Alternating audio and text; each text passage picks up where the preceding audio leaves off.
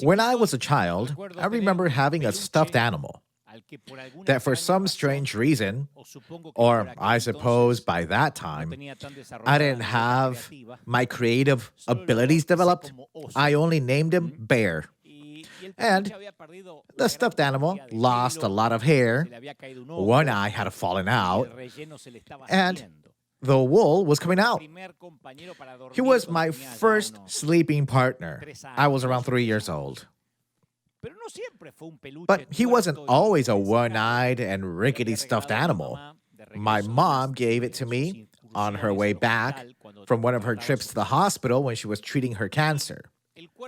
And the body of Bear was stuffed with some kind of cotton to make it feel soft and yet tight like a real bear. Both when going to bed or eating lunch or spending a long summer together, Bear was a great company. Over the years, when I was 7 or 8 years old, Bear was a disaster. He looked like a living rag. I'm sure I couldn't even have given it to anyone. But for those strange reasons that we have when we're children, I loved that ragged doll. And Mom tried to sew it. Every time the stuffing threatened to come out and cause a cotton bleed, Mom, she would come and she would sew it. I remember she replaced his missing eye with a button similar to the one he had for an eye. It didn't help much. You can tell it was a prosthesis. I loved this stuffed animal when it was a rag, just like when it was brand new. I remember other dolls came and went, other stuffed animals, but Bear was part of the family. If you loved me, you had to love Bear. It was a matter of loyalty, of almost that gangster code from when you're at least 5 years old. And once, I remember we went out for a walk to my grandparents' house in Florencio Varela in Buenos Aires, and on our way back home, we were already halfway there. I remember that I left Bear at my grandmother's house. We didn't even consider another option. My father was forced to turn the car around and go back to pick up Bear. We traveled a lot of miles to get back to Bear. At that age, I would have crossed an ocean to save him. Years passed, and I realized it was time to hide Bear in the closet inside a box, next to school magazines, to cut out. You know, when you're 12 or 13 years old, you deny to your friends that you ever had a stuffed animal. Well, I felt bad for denying him like Peter with the Lord.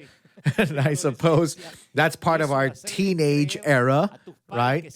To make everyone believe that you were always a tough guy. But Bear, he was left in a forgotten box until time passed by and he became more of a rag than a stuffed animal. When I became an adult, I was more interested in girls than in bears. I suppose that one day in my mother's house, I was bored, and she told me that she found a bear in a box, and she did a reconstructive surgery on it. So, with a surgeon's precision that she achieved with her Singer machine, you know, that old sewing machine, she did cosmic surgery, liposuction, or whatever she had to do. I don't know what she did, but when I saw Bear rebuilt, I felt that nostalgia. When I was a child, and I remember those nights of fear and storms, that this little stuffed teddy bear made me feel safe. I don't know how she did it, but Bear almost looked like the first time we met when I was 3 years old, and it was love at first sight again. He never recovered his original eye, but it didn't matter. The story that we had in common exceeded that small aesthetic detail. And because my mom took a long time to repair it, I told her to put it away. One day I was going to ask for it to give it to one of my children. That would be a good inheritance to start with, right?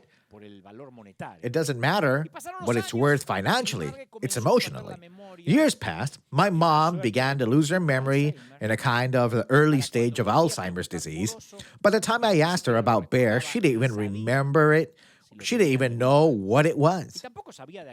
And she didn't know about the box that she hid it or put it away, which was the last time that I heard about it. And I suppose it was her mind affected by the disease that made her forget about our deal. I'm sure the bear just went to the trash one of those days when, moms clean the house completely. I just hope that bear found a new home and someone that would value it, and just go to the hands of another child. And I wanted to share this story to you, almost childish story, because at some point, we're all like that stuffed animal, bear, imperfect, injured, broken, old and dirty, twisted.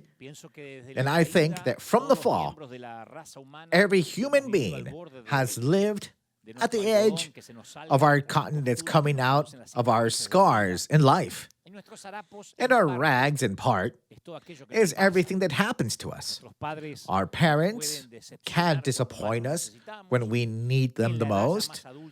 When we become adults, someone's going to break our hearts or disappoint us, but that's not the whole story. Each and every one of us, we make our own deposits in the rags account of the human race. So we grow up and we decide to cheat when we have to tell the truth. We complain when we should be grateful. We betray with all intent when we're tied to a pledge of allegiance. And these marks, they penetrate our entire being. They're like drops of oil in a glass of water. So there's no doubt that we are rag dolls. We are the rag dolls of God. Like we've said in these series of sermons since the pandemic started. He knows all of our rags. He loves us anyways. And how much the Lord loves you, we say every now and then in our services. Our patches are no longer the most important things for us. We know they don't define us anymore. And although we could never recover our original eye, the cotton still comes out right of our tears, but it's no longer our identity. The rags are not your destiny, and it's neither mine. Now, I don't know what happened to you in life. I don't know where you were or with whom. I can't see how many incidents or misfortunes or accidents and traumas you've survived. But I am sure that that smell of your perfume cannot hide the aroma of your past. And today, I want to speak out to those who cry at night in spite of being Christian. They believe in the Lord, but they cry at night, and they're forced to keep a secret during the day.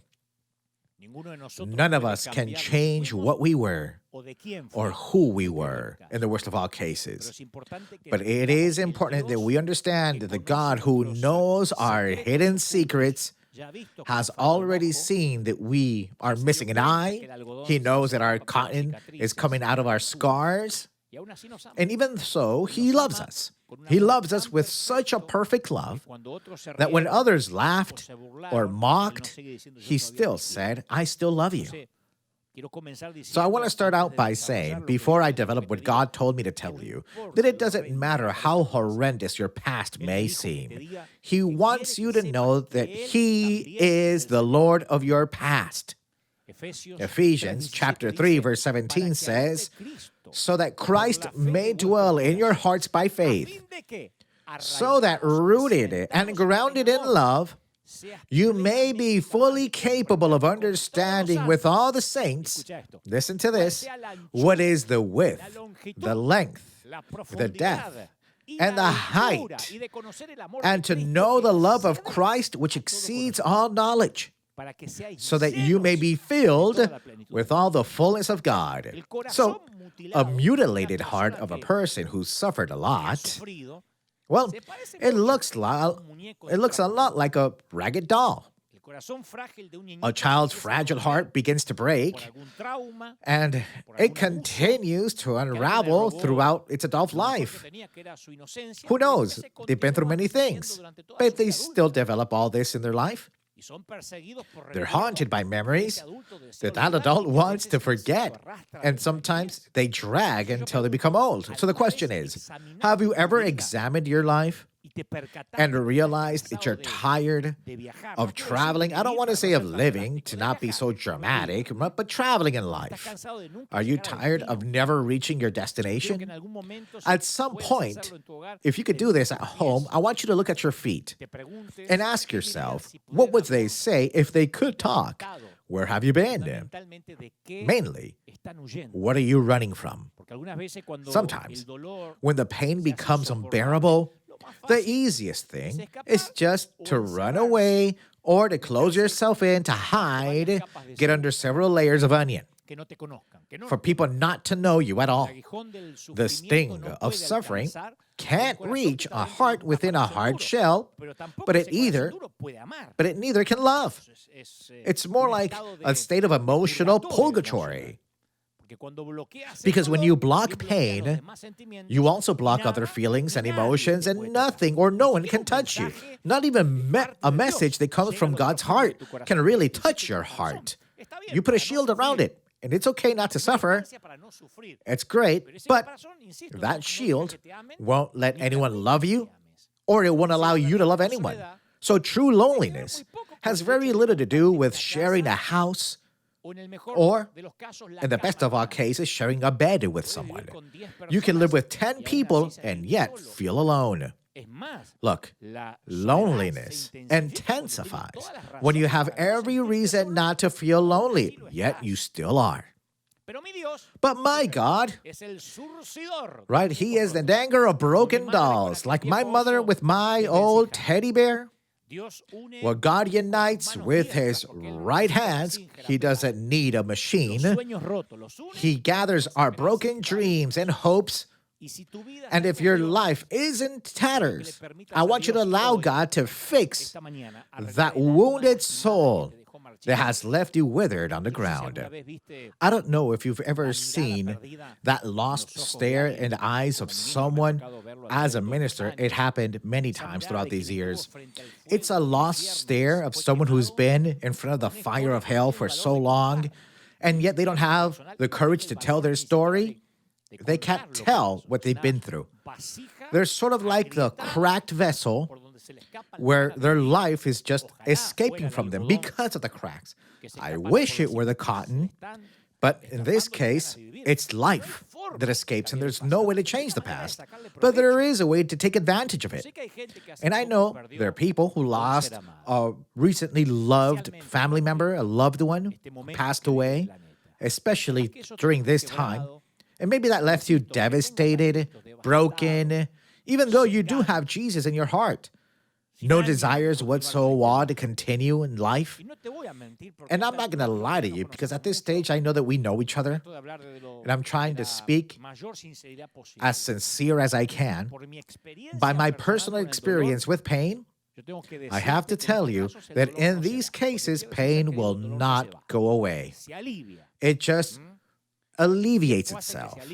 That's what time does. It decreases, but it never completely disappears. Because when you just lose someone, you accept it with your understanding. The mind accepts it. You receive a phone call, you find out through social media, I don't know. You find out through the doctor that goes out to the waiting room in a hospital to tell you the news, but your heart takes time to accept it. And both realities, mind and heart, have different cycles. And just like the respected Mamerto Menapace, who's a Benedictine monk and a great Argentine author, I recommend him, he says that there, in between the mind and the heart, begins an immense journey, the longest one in human life. It only has 40 centimeters. From here to here. But sometimes you spend your entire life without finishing it. That's exactly the distance that goes from the head to the heart. From knowing that someone passed away to accepting it in your heart. From the knowledge of it to the deep feeling of it. And that comes later. The deep feeling comes when the heart accepts it, it comes later on when the heart has enough calmness to understand and to accept the reality. That's why the only way to keep someone who passed away alive in your heart and mind is giving your children or the people around you what you might have never received. To offer what you want is a principle in the scriptures. What you need the most is what you have to give. And so, it returns to your life multiplied.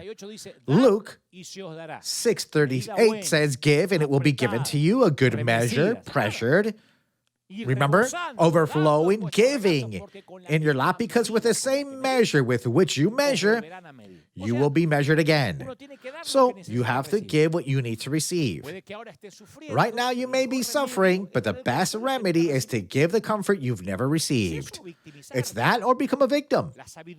The wisdom of your experiences is a gift that you can share. And while you ease the burden of others, you also lighten yours. And you're healed through your own ministry. And that's what I've been doing for years now. And that's why I do what I do. Because like that old stuffed teddy bear, I also have patches. I've never hit them. I have a button that seems to be an eye. I have my cotton that's coming out of my scars. But instead of victimizing myself or to hide myself, I take advantage of the past to bless others, to help other rag dolls. And I'm sure that there is an army of colleagues out there, pastor friends of mine and others that don't want to be my friends. Outside, they're counseling their people not to listening to me. Right before we started, I received an email of someone saying, the name and last name of the pastor, I knew him. I know him. I thought we were friends. But he said, you have prohibited to listen to Dante's sermons. You do not have my permission or my blessing. He only speaks of broken people. Listen to the solid food that I have for you. And maybe he's right. Because my first sin is that I'm not determined to hide the marks or to pretend that I'm a brand new bear. Maybe. That's the first sin that I have to recognize. I show myself as I am. It doesn't matter who gets offended. It doesn't matter what price I have to pay. I also heard someone say, no, but Dante's ashamed of being a pastor. And although technically I am an ordained minister of the Assemblies of God in Argentina, and an ordained minister here in the United States, and I have a doctorate from the Higher School of Theology in California, it's true. Technically, even though I have all that, I will always say that I'm not a pastor, or at least I'm not up to the task. I'm not ashamed of being a pastor. I don't want the pastoral call to be ashamed of me, which is different. I appropriate the words of the Apostle Paul in 1 Corinthians 15:9 when he said, because I am the least of the apostles. I'm not worthy to be called an apostle because I persecuted the church of God. So when you read, you're like, this guy is ashamed of it. No, he didn't want to put the calling to shame. I'm not worthy. And that's the answer that I give when a reporter says, are you a pastor? No. I don't want to represent pastors. I simply, possibly, I'm just a broken bear. Cotton's coming out of me. But instead of victimizing myself, I use my past to try to bless others. Is that clear? So, I feel that I'm not worthy enough. Because deep down, I know I'm like that old teddy bear from my childhood. But at the same time, very loved by God. And that's what brought me up to here. And what has kept me strong up to today. And I know that many people may argue that if I can't put myself as an example of integrity, I better not preach. But I can't put myself as an example of a superhero. Quite the opposite. I can only expose my fallibility, my obvious mistakes, and how God's love redeems me every day. Every day. So maybe there might be people who need to see and hear a finished model of a holy man. Well, if you're looking for that, you're in the wrong place, and you should right now change the channel and watch another online service. It's not irony. I'm telling you the truth. I'm sure there has to be other pastors who are holy saints, but those who look like me, please stay here and watch and listen to this message. Because this message is for the people that need the grace of God. And I want to give you a wonderful story. One of the first that I preached when I was a kid. A wonderful story hidden in the chronicles of this Old Testament saga. God needed someone who would understand his level of love. So he spoke to his good prophet. He was good, pure, upright, young, and he was kept clean, a reserved virgin for a young maiden, like the young prophets would do. This young man named Hosea, whose story is told in a book that has his own name, who surely fantasized that some honest maiden, some honest lady, virgin, would be appropriate to be his wife. I'm sure he must have been surprised when God commanded him to choose his wife. Because God, he didn't send him to the temple, to the church, to choose appropriate companion from among the virgins. Neither did he send him among the fine princesses who were trained and cared for a person to suit him. He told the young prophet to go to the worst neighborhood in town and choose a wife whose past was so stained, so tainted, with degrading sins that no one would ever love her. So what a surprise it must have been for this young prophet that God would ask him to marry a prostitute. Imagine the night, the day that God gave him the command. He couldn't sleep, and the following nights either. Because God was asking him to marry a woman from the streets, a lady who had passed from man to man, from bed to bed. She had been pounded like a fruit at the market. She had been bruised, hurt. And just to think, putting myself in Hosea's shoes, think about all the men that spent hours entertaining themselves with her, his wife. She had been the object of lust for years. She was a prostitute, but God chose her so that she would be Hosea's wife. So, when you read the story very quickly, this book, it's what I insist, in the Old Testament, at first, you would think that this story, right, is an example of obedience. That someone from a higher rank is commanded to obey, and you do so. In this case, Hosea obeyed, even with disgust. But this is not the essence of the story. It's not the core of the story. The true meaning of the story, which is hard to explain, is that when Hosea saw this woman, he loved her for real. So I'm sure that he expected to be drawn into this marriage full of frustration, but that was not the case. God created in him a love for this difficult person to love. And this, ladies and gentlemen, is what God does. He loves people who are difficult to love. Last week I said here, I repeated a phrase of my beloved pastor Juan Carlos Ortiz. When you ask him in confidence and you say, Juan Carlos, how could you gather with this man? You had in your team this guy. He made a disaster. Juan Carlos says, you know what happens, my beloved? It's so difficult to love him. If I don't love him, then who will? Well, this is what the Lord does. It's what he does with you and me. Maybe they're ministers or people that are so pure to whom God doesn't make it difficult to love. The Lord might say, hey, I shed my blood in vain for this guy, but that's not in your case or in mine. I celebrate to those who preserve their purity in a way that they hardly have to disrupt God, right, or bother him. But how is it possible that such a young man, clean young man, could love such a dirty woman? In moral terms, of course. Her name was Gomer. And this means complete. But she was not complete at all. At least she wasn't when Hosea met her. His name, Hosea, which means liberation or deliverance. His name means deliverance, and her name, Gomer, means complete. And I think as long, right, as deliverance comes, you will end up complete. When Hosea saw Gomer, he loved her. And that's another of the sins of this pastor. This is another sin, at least in the eyes of religion. Because despite how theologically irrational it may seem, God has always been willing to challenge, frustrate, and confuse the precepts of people using unconventional methods.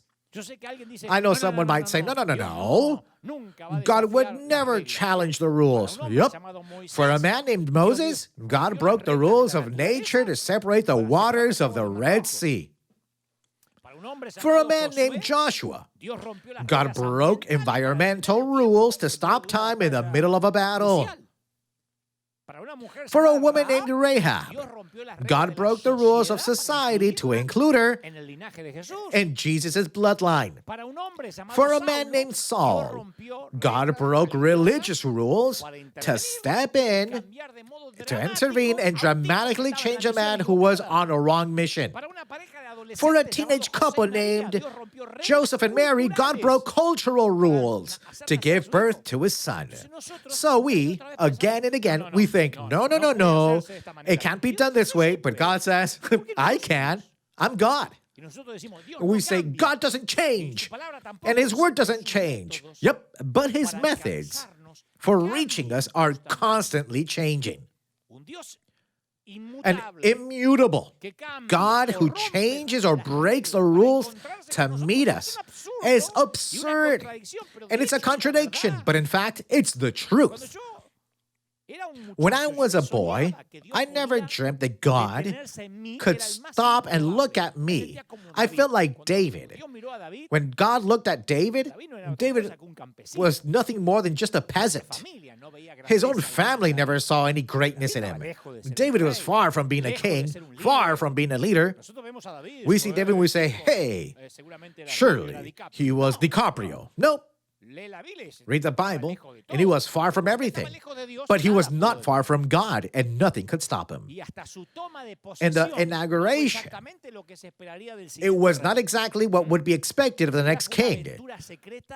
It was actually a secret adventure under false pretenses, a deception that God allowed. And before you stone me, read with me 1 Samuel chapter 16. God said to Samuel, 1 Samuel 16, it says, how long will you mourn Saul, the king, the actual king, right? Until when are you going to cry about him? When I have rejected him from reigning over Israel. Samuel, fill your horn with oil and come.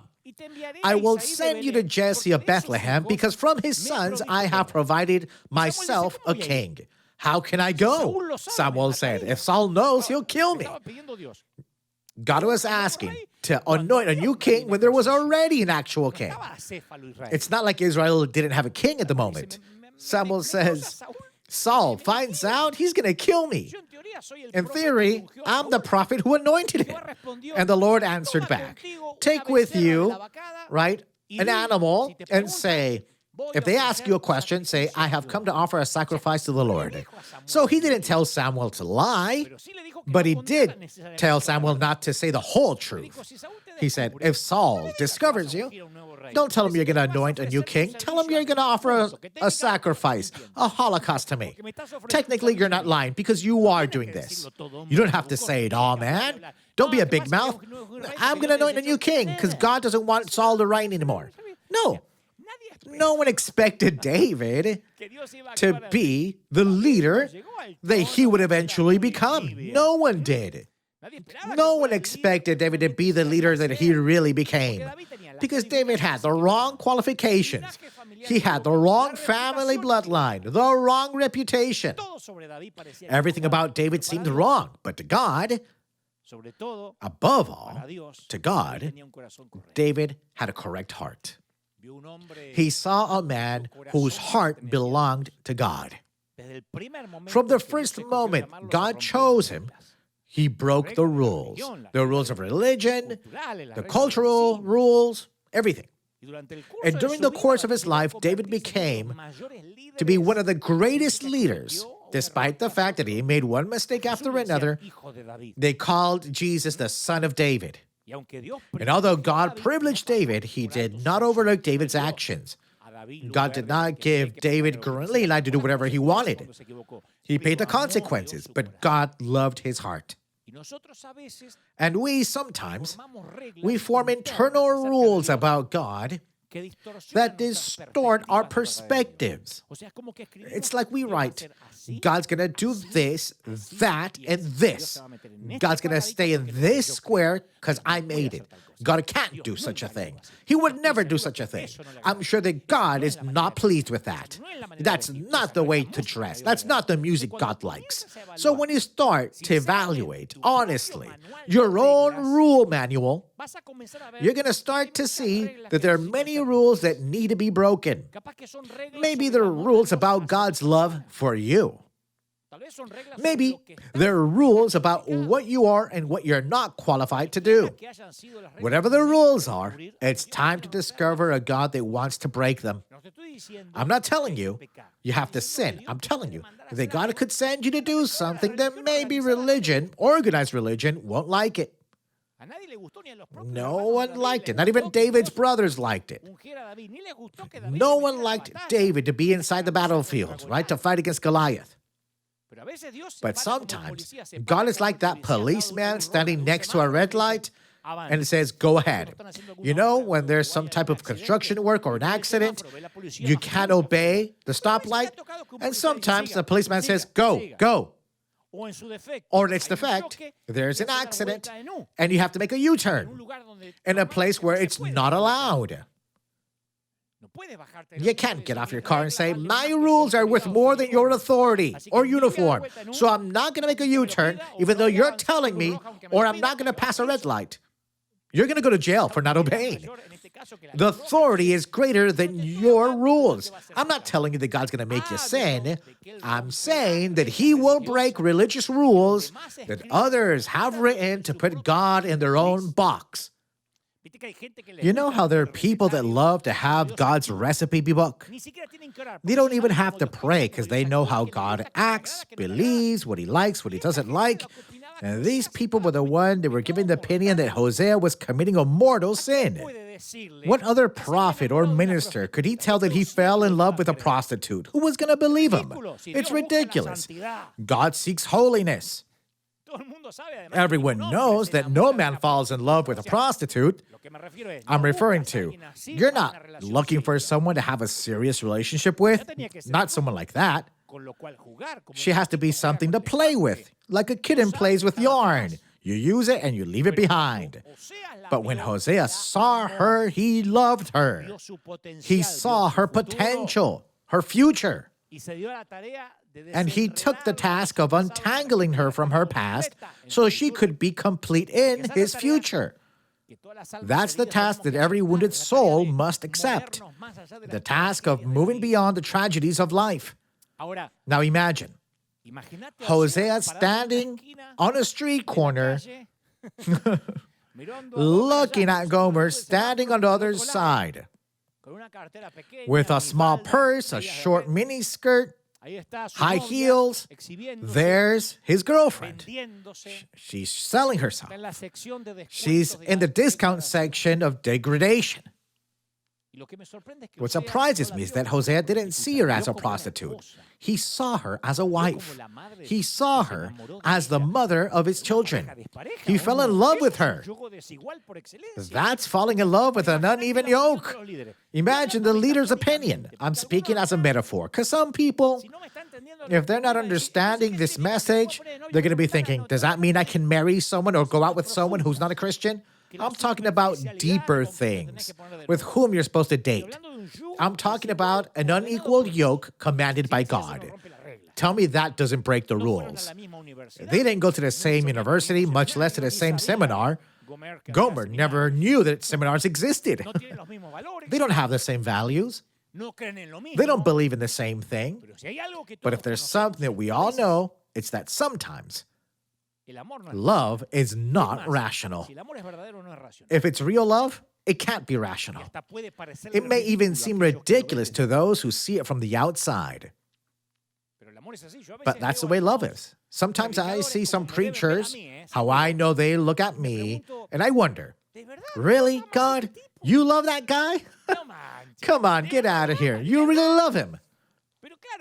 But of course, I'm outside of that relationship. I don't know the relationship God has with them or they have with God. But I do ask myself, do you really love him? Come on. Because from the outside, you can't give an opinion. You don't know the heart or the relationship. But the Bible says that Hosea's romance is a representation of how God loves his people. And to think that he loved people like us. Have you ever done something so horrendous? You don't have to answer out loud if you're surrounded by family members or friends. But have you ever done something so horrendous that you lost respect for yourself? You said, oh, wow. I had a dark side, very dark. I didn't know. Do you have hidden in your closet, behind your coats and suits, a secret skeleton that's so horrible that even your closest friends don't even know about it? Now that I think about it, I think we all have certain skeletons in our closets. It's just that some hide them better than others. Some deal with secrets so disturbing that they corrupt their life, and little by little, it makes them live with a bitter taste. But it's not intentional. It's the sad consequence of too many secrets buried too deep and unsolved. Have you ever had a stain of guilt that you felt that time could never erase? Things in your past that seem to bleed with every success or every achievement you have. You graduated, you got married, I don't know. You started a new relationship. It's always that thought, if they only knew who I really was. Do you think, is it possible that God can still love me despite everything? Maybe I'm going too fast. Maybe it's wiser to continue with Hosea's story. I just hope that at some point, in between the lines, you can extract a little bit of wisdom like I did from this sermon. Please pay attention. If this story had happened today, what would happen? Imagine a pastor, single, ends up getting married with that crazy woman that stands in the street corner. When he's dating her, she's a prostitute. It would have exploded. The internet would have exploded on the social media. Pastor Hosea's sin was discovered. Apostate. We always knew he was going to show the truth. He loves lust. Now, it's completely ridiculous that this noble preacher, this noble evangelist, is falling in love with any old woman. It doesn't matter how ridiculous it sounds. This was true. He fell in love with the lady of the night. So imagine the mockery of every other prophet when he approached to them to tell them. If he did tell anyone. I don't think he did, though. At first, at least. So how could this great preacher walk with dignity by the hand of this woman who the majority in town knew her? Can you imagine the YouTube videos they edited, recording Hosea prowling around the street corners? Right? First looking in a bar near where Gomer worked. Even though he heard their comments and he felt those looks, Those mocking looks of expression, he was in love with her. You see, love intoxicates the conscience of public opinion. You don't care. Hosea married Gomer. It was a holy marriage. And the question we have to ask is, what holy was there in this marriage? How can you expect to have a holy marriage with someone who isn't? I come from a traditional church, and we would ask ladies if they were going to get married virgin to know if they could wear a white dress. And if not, then they had to wear something that was color pink. And many other women who got married virgin would love to put black on another lady's dress who gets married not as a virgin. He gave her a last name. He kept his promise. He gave her the benefit of a legacy. He wrapped her in a cloak of integrity around her. He drew from her skin the putrid smell of other men's lust. Mainly, he made her someone. What can erase abuse? What can make what's stained be clean? Love, God's love, represented in this case in Hosea. He took her out of the streets and placed her into his house. He made her move, which is what the Lord did with me. He said, hey, we're no longer in Kansas. To those that don't understand the phrase, listen to a sermon I preached 2 Sundays ago. Hey, Dante, we're not in Kansas anymore. I'm the same bear that was all ragged, but God changed me. He gave me dignity, a legacy. It's true when someone says, hey, I know Dante. Yeah, you knew me, but God changed my place, my neighborhood, my geography, my last name. Hosea took Gomer to the neighborhoods that she would never have permission to enter. Hosea wanted to make her into a lady. He kissed away the pain of a shameful life. He never told anyone about her past.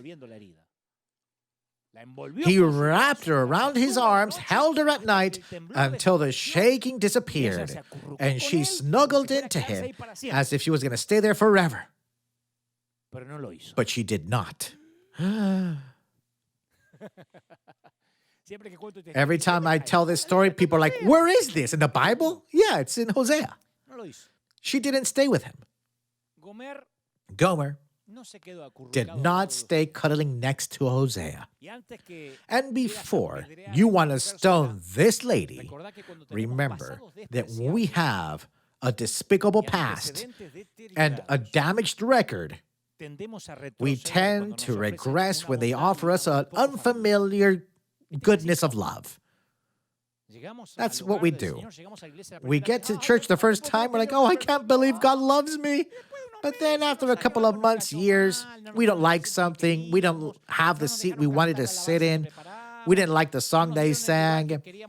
We didn't receive the welcome we expected to, and we leave. This is a sad consequence of having a low self-esteem, because we have the tendency to adhere to the negative and oppose those who really do love us. For some reason, the Bible says that Gomer began to move away to be distant from Hosea. I'm not saying that she went right away to a street corner, but he gave her a last name, a roof, forgiveness. And now, she starts to be distant from him. Already married. At first, you couldn't tell, but little by little, she started to slip away. Hosea started to realize that she stayed out late. She says, I'm going to go buy something. She would come hours later. Maybe he noticed that she had that distant look again in her eyes. Or maybe the last time that he hugged her, he sent another man's smell. But he didn't want to believe that he had invested so much in her so that she would disrespect him like that. Besides, what man likes to think that his love is not enough? But little by little, she seemed distracted, uncomfortable in a comfortable place. But she was uncomfortable in a comfortable place. Like what often happens with people who have a dysfunctional past. And they tend to find that the great blessings of God is too familiar or unfamiliar, better well said. There are people who have such an ugly past, they never feel worthy of being blessed. God wants to bless you. No, I don't deserve it. If good times are coming, that means that bad times are about to come. There are always people like that. And a large part of our church reaffirms that theory. They make us believe that we don't deserve God's love. And Gomer felt like this. Unworthy. The Bible narrates that they had many children, but none of them looked like him. Rarely do men feel comfortable. Listen to this. Rarely do men feel comfortable as parents to children who are not theirs. You might say, no, that's not true. If those children were conceived when a woman was supposed to be engaged to someone else. I know that there are cases of fathers, right, who adopt children that are not his. They're from the wife's side of the family. But if they were conceived as you were married with that wife, with another man, Gomer, she had to breastfeed children under Hosea's roof that weren't his. He made those children sleep in their bed. He fed them, clothed them. They didn't look like him. They looked like some other people from the neighborhood, like the mailman.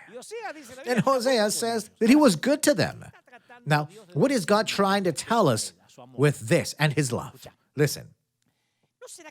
Could it be that God's telling us that many of the things that we conceive and project do not come from him, and yet he provides for the things that did not come out of his will and his divine purpose? That's another of the sins that most pastors have. Because they say, are you going to speak about other pastors' sins? Nope, I'm going to talk about mine. It's wonderful that God is so good that he even takes care of those offspring that we bring home, but of which he is not the father. I'm not talking about literal sons. I'm talking about that offspring that resulted from our infidelity and lack of focus. Think about the audacity we jumped into without praying throughout ministry. The times that we do something and we excuse ourselves by saying, God told me. Last night, God told me. After the fourth Malbec wine, God told me. And no one can argue with us. Because if someone dares to question us, we say they're under rebellion. Those audacities that God tells us not to do it, we do it anyways. Those are the children that were born out of our flesh. Sometimes it could be a job that we take without seeking God's advice, places where we moved because someone else told us, hey, move over there because someone's going to give you the visa. Go over there to the other country. You can get a work there, jobs there. You never asked God, but then you appeared with that sign in a new geography, a new country, and God help me. Tell me, if these aren't bastard decisions God never told you to do, the temples that we start building without a direct order from God, and then we're trapped in debt for years, paying brick after brick, until the budget finally tells us what to preach. The day we don't preach about money, we don't get the money enough to build our construction project, and then we're dead meat. Or I have to preach more about giving, talk about tithes. Otherwise, on Monday, I can't finish off the construction site, or I can't pay the employees. Or those churches that we founded without God asking us, hey, I'm going to plant a church. Did God tell you to? Or what about those travel plans that we have without God telling us? Are you going to preach to the nations because God called you, or do you just want to go sightseeing? I'm talking about those decisions that we make a lot of times, and I include myself, that are not born out of God's purpose. I'm not judging you. I'm saying that God is so in love with you that even so, he takes care of our mistakes and continues to love and to use us. Imagine if every pastor that commits a mistake, I include myself, if we bring to life bastard missions, God would take away our calling. who's left? How many times did we feel? How many churches can't change their visions because the pastor went to a new conference and now he wants to change the vision of the church? But then they go to another conference, we're going to do this now. And it seems like God's bipolar, changing the church's vision year after year. And I'm not saying that we do this because we're mean. It seems like that was God's voice to us, but it wasn't. But even so, God loves us.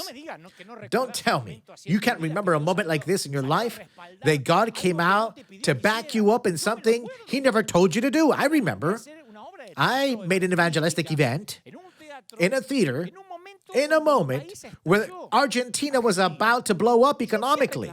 And I went angry to God's presence. God said, "Did you ask me to do this?" No, I didn't ask. Well then, now He backed me up. He still loves me. He didn't help me to pay for it. I had to pay for it. But it was a bastard vision. And it was with that same love that Hosea raised the illegitimate children of Gomer. Right? Finally, Hosea goes to his home one day to find Gomer there, but she's gone. Her clothes are still in the closet. Everything is in its place, but she's not there. She's gone. She aborted herself from the comfortable home to which she had been called to be in. She went back to being a prostitute. She was a victim of her past. She was chained to her past like an abused animal that's chained in the backyard of a house. And although she tries to move forward, she has to go back to her original crisis. God's talking to someone right now. You know what Hosea did? He ran to find Gomer to take her back home. You might say, really? Yep. Now, how ridiculous is this prophet who had already destroyed reputation? To make things worse, he grabbed a lantern and ran into the streets at night to find his wife. How do you explain that his love was not enough to keep her home? Do you know how many people were going to doubt about his manhood? So, hey, you don't know how to really entertain your wife. A man shouldn't have to ask other men where his wife is. He should have known where she was, but he couldn't find her. She wasn't at home. She wasn't in her place. She was lost. And he asked, "Have you seen her?" I can imagine someone saying, "Hosea, forget about it. Besides, it's better this way. Get rid of this. Find yourself a real woman."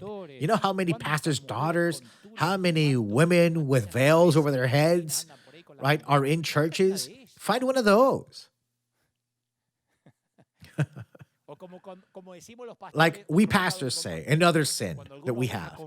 When a conflictive sheep leaves our congregation, you know how, I'm not saying a black sheep, brown maybe, grayish. What's easier? To say, she left my church, let God help her. Why do I have to worry about it? But there's something in love that won't let you forget.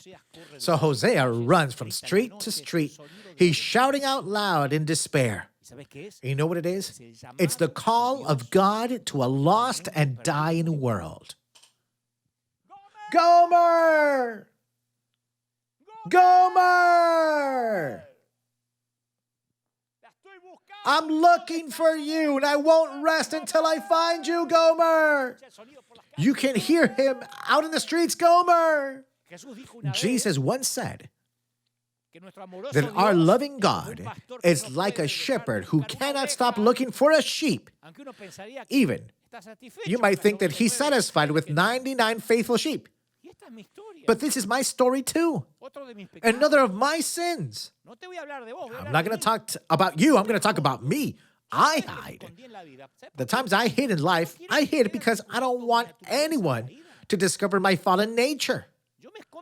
I hide because I'm afraid, like Gomer, that if people know the truth about me, they're not going to love me.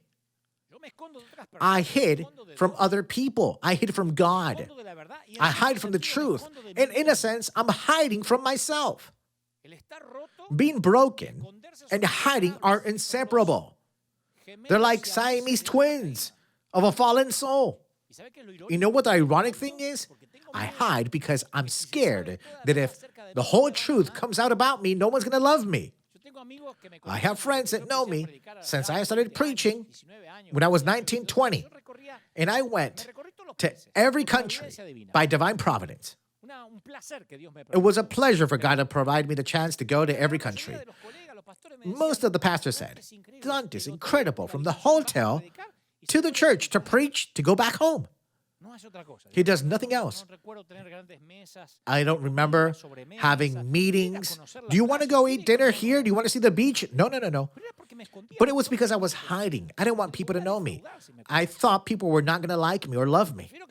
I'd rather to people to know the perfume Dante with my new suit, smiling, preaching, than to disappoint because I might share a joke, I might talk about someone at the dinner table, not sin necessarily, but I was scared of people to really know who I was. But what's hidden can't be loved. You can only love me to the extent that you know me. You can only love me completely if you know me completely. But if you think I'm a superhero, a Marvel superhero, then you know what? You're really not going to love me. I look more like a villain than what I do as a superhero. So when I hide things for myself, I'm trying to convince another person that I'm better than what I am. And if I'm good at hiding, maybe I can get away with it. The other person can express affection and love, but that voice always comes out inside of me. Yeah, but if they knew the truth about me, if the pastor were to look into my hidden places, he wouldn't love me. You know how a woman who dresses with griddles, breast padding, tight dresses, stockings that hide her industrial amount of makeup. She's going to flirt with someone, but she's not going to have intimacy with anyone because she thinks if he sees me naked, he's going to get scared. When I take all of this out, he's going to run away. Well, when things like that happen, you will love the person you think they are, but you're not going to love them for real. Whoever loves you will love you for your true self, without makeup, without anything. But how can they love you if they don't know who you really are? In Jesus' story about the lost sheep, an animal gets lost, and it's unable to find its way back home. So, you know, a sheep isn't an intelligent animal. We all know that over time, animals with some degree of intelligence will have their own television program, or they'll have their own movie. You know how dolphins have Flipper, cats have Garfield, dogs have, and horses have Mr. Ed. Dogs have so many shows and movies. Even pigs have Babe, the brave piggy. I don't know. But try to find a famous sheep. Because sheep are creatures of habit. They're not creatures. They're not animals with initiative. They're followers. If a sheep goes to a cliff and jumps off, the whole flock will do it too. You think that one sheep at one moment will say, hold on a minute. Lorena the sheep went to that cliff and never came back. No. I'm going to stop for a minute, consider this path to see if I can continue or should I jump. Nope, they won't. Sheep think, all right, fine. If she fell, I don't think it's a bad idea. And it'll jump off the cliff, just like Lorena the sheep, literally. Pastors speak of that thrown sheep, which is the term that they use for a sheep that turns on its back and it's left defenseless. I spoke to an old shepherd in Israel who told us, the whole group that went, that a fat, right, or a woolly sheep lies in a comfortable state in a small hole in the ground and it stays there. Maybe it might want to turn from side to side to stretch or to relax, but suddenly the body's center of gravity changes so that it's on its back so much that the legs no longer touch the ground, and they'll stay like that. The sheep starts to have a feeling of panic. It starts to move its legs desperately, and that makes things worse because it starts to get worried, and it makes it impossible for it to stand on its feet. And while it's lying there, fighting, in that hole, it starts to begin to accumulate gases. And by expanding, these gases tend to slow down and prevent blood circulation to the extremities of the body, especially the legs. And if it's hot outside, it's sunny, that lying sheep will die in a few hours. Why did it die? Because it wanted a rest. It died sleeping. It can't get out of it alone. That's why God compares us with sheep. We're not tigers of Malaysia. We're not the panthers of Israel. We're the sheep. Look, I can't get out of my hiding place on my own. And many times in life, it takes the form of someone who loves me in the name of God, even though he sees the ugliness that I try to hide. Have you ever seen The Phantom of the Opera? The Phantom wears a mask to hide his horribly disfigured face. And he lives in the depths of the opera house to cover up his presence. But a woman, Christina, touches his heart. In the climax of the story, he removes his mask. At that moment, he decides that she will know him as he is. He knows that his face is abominable. He expects her to scream in fear, but she doesn't. She doesn't run away. She kisses his face. First, you need to take off your mask, and then love can penetrate the heart. So what's in your life that you're determined to hide? Are you willing to live with huge problems as long as other people don't find out about them? It's so tiring to pretend. I was sick and tired of it. It tires me. It tires me to be pretending on social media, on Instagram, hashtag I'm blessed. I'm not blessed. I need help. I'm broken. Things are not right, even though you think they are. When I left my house to go anywhere when I was a kid, my mother always wanted to know if I had clean underwear on. T-shirts, socks, and underwear, right? It was like immigration control. Not because she promoted good health and good hygiene, just in case if I have an accident. She wasn't worried about the accident. She just wanted to make sure that if the police came, if I was mutilated, disfigured, paralyzed, at least my mom would know that I had clean underwear. So, for a long time, I believed it was the first thing the police were going to check in accidents. Officer, it was a big accident, I'm sure. He's not going to survive. It's okay, but check his underwear. See what kind of mother this man had. That's what I thought the police were going to do. Put on clean underwear. If you have an accident, I'm going to be ashamed. So, maybe they weren't going to be able to know the body, but they only wanted to know if I had clean underwear. So, the search of a loving God will go to extremes just to find us. His love reaches the highest mountain. It goes down to the lowest valley. That's why when Hosea finally found Gomer, she was in the lowest valley. She was a fragment of what she used to be. Gomer? He asked, surprised. She lowers her head in shame. Because sometimes those who are like Gomer are too ashamed to be found. When Hosea found Gomer, she wasn't dressed with the fine clothes that he bought her. Her nails were dirty. She was standing at the market slave table. Her dress was torn. Her hair was dirty. Her skin was stained. Her bare knees were shaking. They had put his wife on the slave table and they were about to auction her. She was no longer a prostitute. She was worthless. Men made fun of her. But Hosea was looking in his wallet. He was willing to spend everything he had to buy her. He felt a love for her that he was not ashamed of.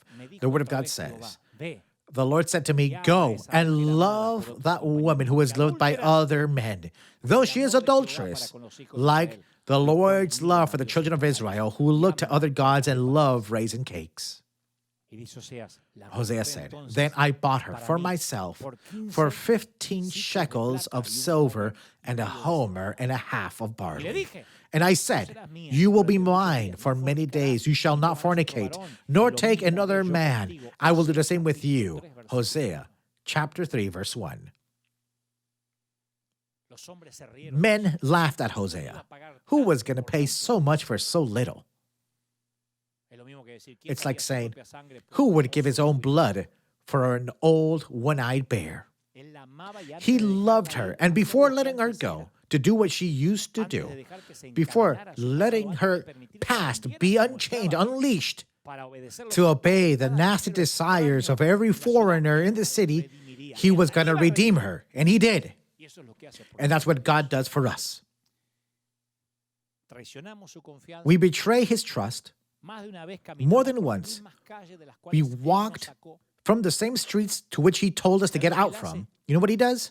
Because that's what he does when we create our own hell and we burn ourselves in the flames of our own foolish mistakes. You know what God does? What no one else would do. He still cares about us. Prodigal son and daughter, we smell like pigs, and yet he loves us. Despite our shame, confusion, and traumas, he loves us. The Lord loves you. I don't know why there's so many pastors telling their congregations, don't listen to Dante. It's like they don't want their church to find out that God loves them. Of course, anyone would say, you don't deserve it. But Hosea emptied his pockets like God did. God loved us so much, he gave the greatest son. He emptied his pockets and he says, I'll give you the best I have, my son. God was in bankruptcy, spiritually speaking, because he's in love with you. Despite of your past, he didn't send an angel or 4 angels to die for you. He gave the best he had. So one thing I want to highlight is that the star of this movie isn't Gomer's past. It's what draws attention. The true trophy is for Hosea, whose love stole the show. Hosea's love stole the whole movie. Don't tell me, no. His love took her out of her past once and again, twice. That's the kind of love that God can give. Men will abandon us. They also prefer to call such a love like this sin. Because there's some people who get a verse out of context to disguise their disgust, and they say, light has no communion with darkness. That's what Hosea should have said. But of course, to love someone difficult to love is much more important. There's more responsibility. That's why let God do it. Because we're not going to be able to love like the way he loved us. Only he has that kind of love. To take you out of your past, and with his love, he can completely redeem us. Only he can redeem us from our past. He loves us beyond our mistakes. God is not like men who evaluate our future based on our past. God is a God who believes in the less promising person and invests in that old bear whose cotton leaks through the cracks. Oh, and I have to tell you, Hosea recovered his wife. He bought her at the table but took her home. And he paid enough to make her his slave. But you know what? He said, you will not be my slave, you will be my wife. I bought you so you would be free. So, he was saying that she could leave him if she wanted to. He didn't tie her to his bed. But little by little, just like my mom with her sewing machine, little by little, just like a tailor knows how to sew, he sewed her broken heart and rebuilt her self-esteem. He healed her thoughts. He touched her past. He restored what life had destroyed from her. Because you know what? The Lord is also the Lord of our past. For many years we said, don't look back. That stayed over there when you got baptized. Yeah, guilt did. But we're the product of what we once were. Experience, our surrounding, our family, our home, our neighborhood made us who we are. So, if we take God out from that jurisdiction, if we take him out of our past, we're not going to be healed in the present, nor are we going to have a blessed future. If once you need God to sew you back, to mend you, or to restore you from the traumas of a divorce, abortion, or another matter that destroys your esteem, give yourself time to be rebuilt. Church people, give other people time to be rebuilt. I believe the best thing would be to put a sign up to those new people and to ourselves. Put a sign up that says, be careful, God's still working. Because too many times, we want to rush people into healing, and we reopen old wounds and scars. And you're literally a construction site until he finishes polishing you. You know when there's a construction site? There's sand, cement, it's disorder. It's going to be in a disordered way for a time. But at the end, you will be complete as the name Gomer suggests. And you are complete in him, who is the head of all principality and power, says Colossians 2:10. My recommendation is that you forget those things that are behind and reach out to those things that are ahead. I also recommend that you run as fast as you can towards your future, away from adversity. I challenge you to take the wings of dawn and to sail towards your destination. I challenge you to embark on new horizons, to establish yourself in this new season in your life. Don't run towards your past anymore. There's no going back. Isaiah 52:1 says, wake up. Isaiah 52:1 says, awake. Awake, Zion, clothe yourself in strength. Put on your garments of splendor, Jerusalem, the holy city. The uncircumcised and defiled will not enter you again. Shake off your dust, rise up, sit enthroned, Jerusalem. Free yourself from the chains on your neck. Daughter Zion, now captive, for this says the Lord, you were sold for nothing, and without money you will be redeemed. There are better days waiting for you, and if you can forgive yourself and accept the Lord's forgiveness, nothing from your past can mess up your morning. Go beyond your memories, the pain and the past. The love of your Lord is not ashamed of who you are and what you did. And yeah, those are my sins. These are the sins of a pastor who doesn't even want to be one. And just like I said, sometimes I think I should show myself as a model of a man, pretend that I have no mistakes, like most do, because the status quo dictates that I should be afraid that my authenticity will end up undermining my authority. You know, people think that, but I've lived a lot for the age I have. I've traveled a lot, and I'm already too old for that. Sometimes very tired and exhausted from what other evangelical believers might think. So, I have decided how I'm going to live the rest of my life until the Lord comes back. I'm not going to hide that I have a button instead of an eye, that cotton is coming out of my sides, and that I don't look younger, 40 years younger. But I can assure you that God loves me so much, as like in my best days, when I was still brand new, when I was new wine. And in these years of Christian journeys, I have seen many other dolls, and as they came, they left. But just like Bear, I'm family. Your family. I told you that when I was a child, if you loved me, you had to love my old teddy bear. Well, this is something similar.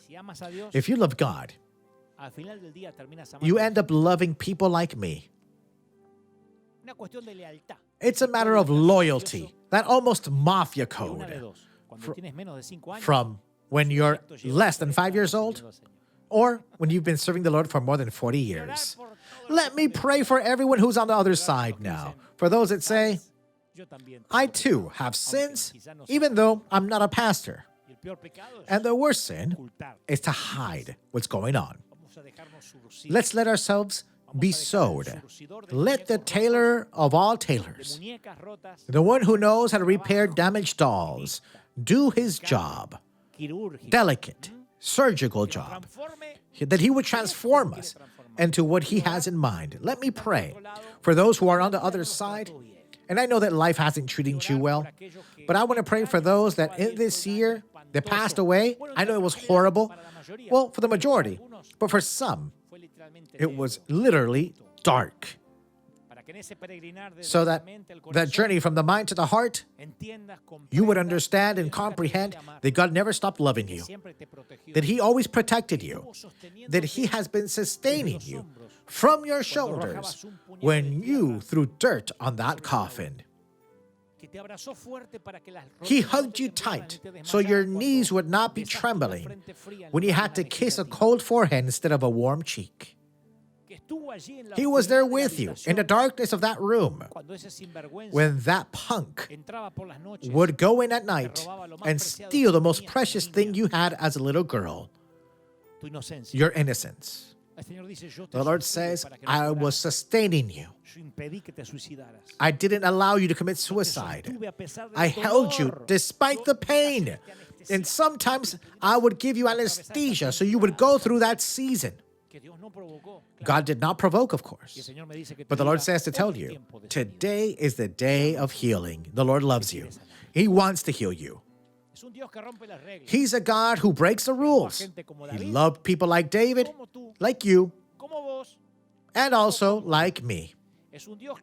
He's a God that chooses people that others would never choose.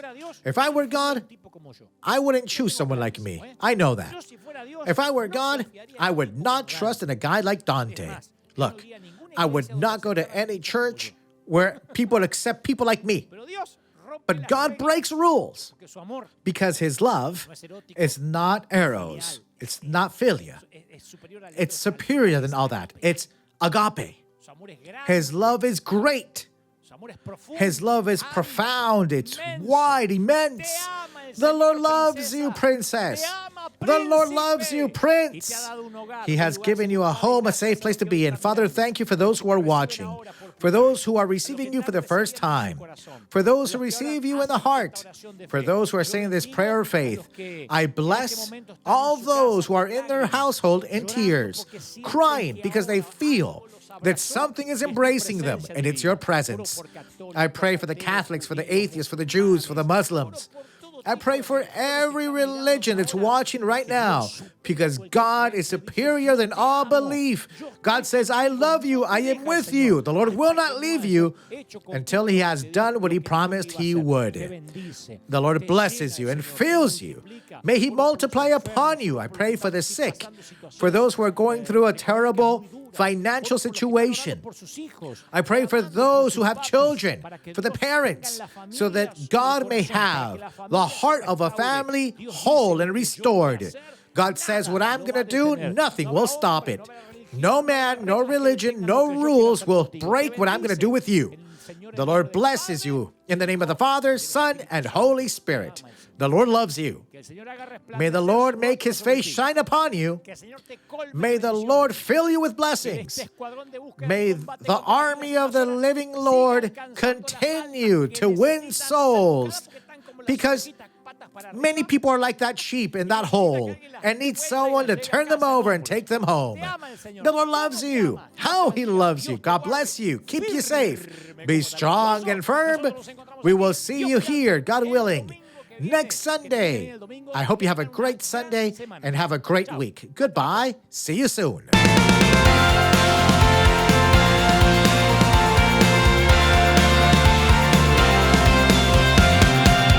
Apareciste una noche de soledad, abandonado y perdido te reconocí. Tu voz diciéndome no temas, yo estoy aquí.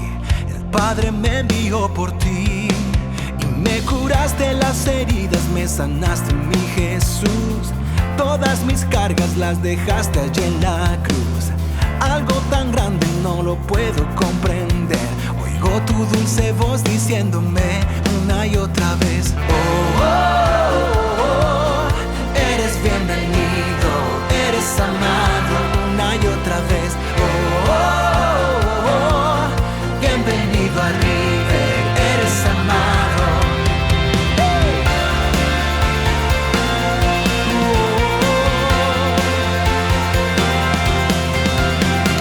Apareciste en una noche de soledad, abandonado y perdido te reconocí. Tu voz diciéndome no temas, yo estoy aquí. El Padre me envió por ti y me curaste las heridas, me sanaste, mi Jesús. Todas mis cargas las dejaste allí en la cruz. Algo tan grande no lo puedo comprender. Oigo tu dulce voz diciéndome una y otra vez: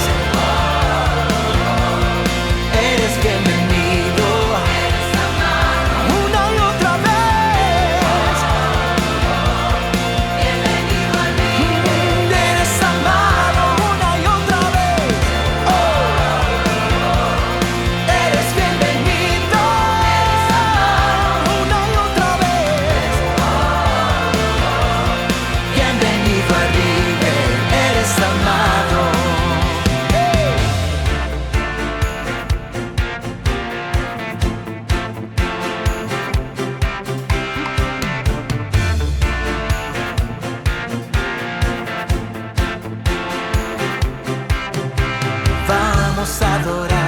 Vamos a adorar, todo el cielo espera.